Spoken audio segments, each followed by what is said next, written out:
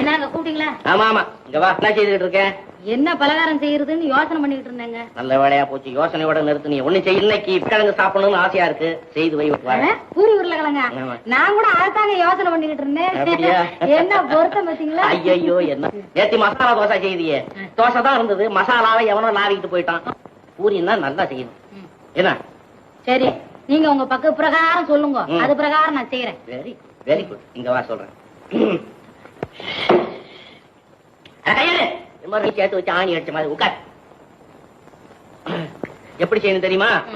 ஒரு குண்டான எடுத்து ஒரு அரை ஆளாக்கு கோதுமை மாவை போடணும். அதான் எனக்கு தெரியும். தெரியுமில்ல? தலையில கொஞ்சம் தண்ணியை தெளிச்சு 2 உப்புக்கல்ல போட்டு நல்லா பிசையணும். அதான் எனக்கு தெரியுமே. அப்புறம் உருண்டையா உருட்டிக்கணும். அதான் எனக்கு தெரியுமே.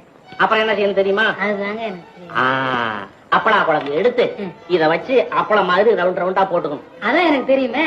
அப்புறம் என்ன செய்யணும்? அதுதாங்க எனக்கு தெரியும். தெரியாது இல்ல?